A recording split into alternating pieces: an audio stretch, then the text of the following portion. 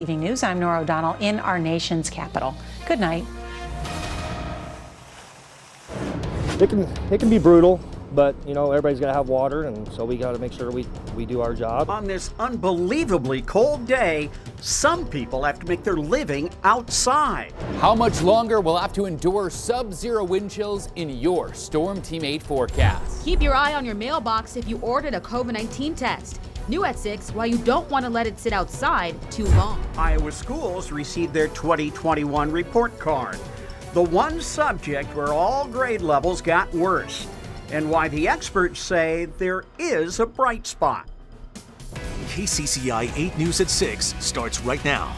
Good evening. Thank you for joining us. Another day of dangerous cold here in central Iowa. The wind chills, Tisia, still below zero. Yeah, it's super painful out there, and that's why we are weather alert tonight. So, Chris, how much longer is this going to last? Tisia, Steve, we're in this for another 24 hours. Tomorrow isn't as bad, but it's still cold, and temperatures that will be well below average. Again, some late day daylight out there. Temperature of 1 degree. A west-northwest wind at 7 will drop off, and that will allow the temperatures to go down in the double digits below zero. But currently, that light wind's producing a wind chill of 12 degrees below zero. It never made it above 1 below, by the way, in Fort Dodge today, and they're already down to a -4 for a temperature. That drop will be a swift one tonight, as our wind chills will again stay in the double digits below zero. But remember, when the temperature drops, well, we maximize the temperature drop once the wind goes down to calm, because we don't have that mixing and temperatures don't stay up. We drop down to 13 degrees below zero. Because of that, we are weather alert tonight and into early tomorrow morning. But then watch this number closely. We start to go up from the teens to the 20s to the 30s. We're tracking a thaw. I'll let you know when it gets here, how long it sticks around. It's in your Storm Team 8 forecast. Sounds good. Thank you, Chris. And staying inside is probably the best way to fight off the cold. That's why we're here, but not everybody can do that. KCCI's Marcus McIntosh, he was outside today. He found some workers who have to be out in this frigidly cold weather. When the temperatures are in the single digits and the wind chill is even colder, the conditions are brutal, and when you have to work outside, you have no choice but to bundle up and get the job done. Dressing in layers is the biggest thing. Mo Hausman works the street division for the city of Des Moines. He says the day before the cold sets in, he makes sure the crew that will be out filling potholes knows what is coming and to prepare for temperatures that will hit hard, encouraging the crews to get the work done and get back in their trucks as fast as they can. There are other adjustments as well. We cut down to like a standby crew, have one essential crew going out and doing holes. We try to limit the amount of people we have out when it's this cold. Just it's also so hard on our equipment. Hausman admits there is a point where it is too cold for them to be out fixing potholes. Des Moines Water Works will fix water main breaks no matter how cold the temperature.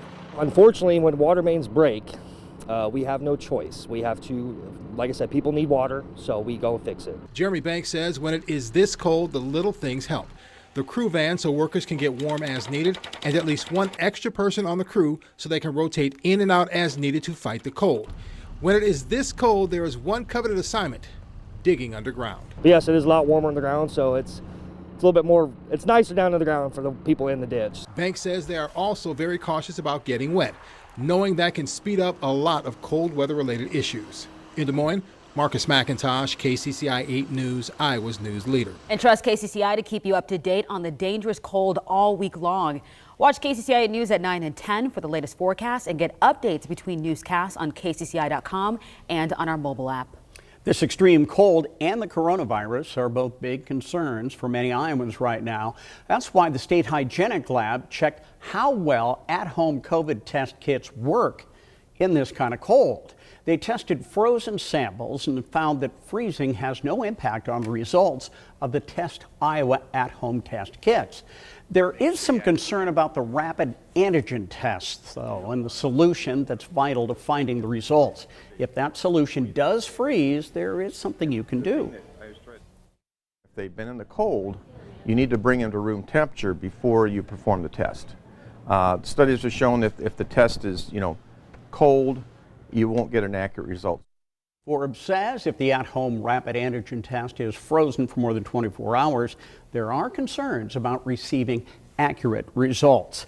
At-home tests, at least some of them, need to warm up before you can use them, and the weather needs to warm up before any of us can start using the drive-up testing sites again.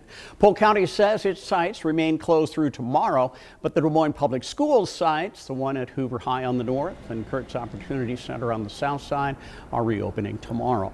Well, Iowa now reports more weekly COVID-19 cases than ever before, and the majority of cases are in young people. The latest data from the Iowa Department of Public Health shows Iowans under 30 account for more than 40% of positive tests over the past 7 days. Iowans under the age of 18 are testing positive the most. And you can see the impact in the metro schools. Last week, just under 3% of all students and staff in the Ankeny Community School District tested positive for COVID-19. About 2.5% of students and staff in West Des Moines were positive, and the state's largest school district, Des Moines Public Schools, had 201 students and staff test positive on Tuesday, the most all school year. That accounts for less than 1% of the district's 38,000 students and faculty. 3% of the kids in the Ottumwa schools are now out with COVID, but the district says another virus is hitting them even harder. Influenza A is one of the reasons school, all of them, is canceled tomorrow. The district says too many students, staff, and bus drivers are now sick with the flu. Tomorrow night's basketball games will still be played. Classes are expected to be back to normal on Monday. We're getting our first look into how our kids are learning in schools during the COVID-19 pandemic. New at 6, KCCI's James Stratton shows us where kids are struggling the most. James. And Tisia, all grade levels across the state showed lower math test results in 2021, and half had a decrease in English and language arts skills. All of this was released today in the Condition of the Education address given to the State Board of Education this afternoon. 98% of students across the state did take a state test because so many schools were in person, and the state also provided a remote testing option. I don't have the final national numbers. I'd be really surprised if I was not at the top. So that's great, right? Even if learning was very disrupted for some during the school year, at least for almost every kid, we know what that looks like in aggregate. We know what it looks like at that school, and we know what it looks like for that student. Now, learning measures do not count this year from a federal perspective because the state got a waiver due to the uncertainty from last year. Enrollment was also down across the state in public schools. About 6,500 kids left between 2019-2020 school year and the 2020-21 school year. About a third of those students, though, according to the State Board of Education, have come back.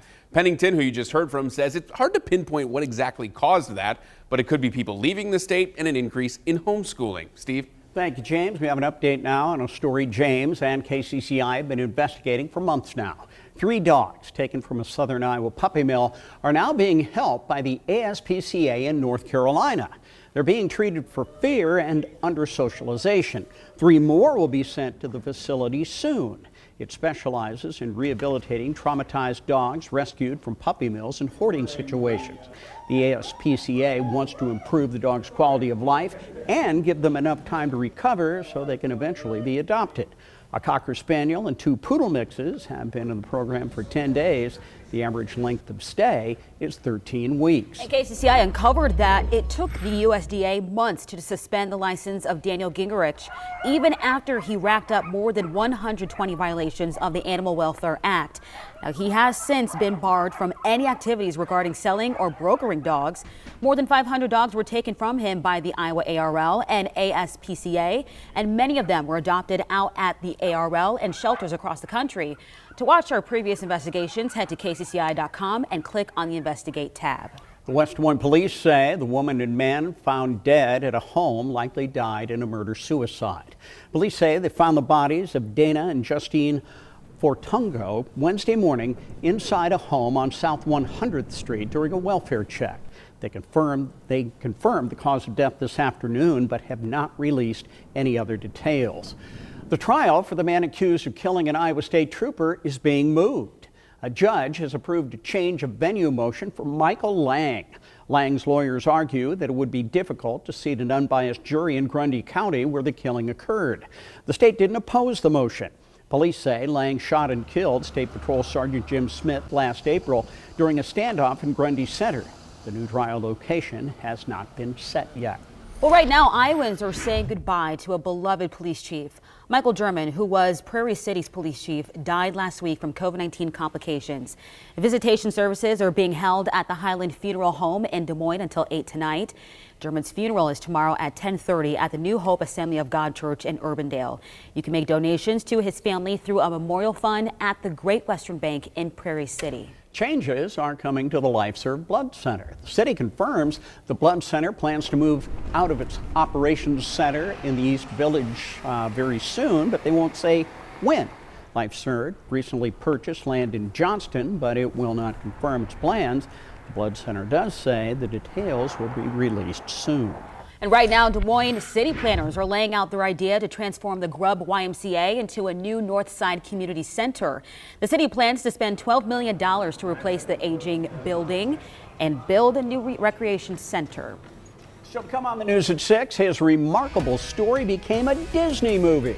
Now this former Philadelphia Eagle is in Iowa, inspiring others. And open for business. A beloved Iowa business lost in a fire rises from the ashes. How loyal customers and friendly neighbors put breakfast back on the menu. We are quiet.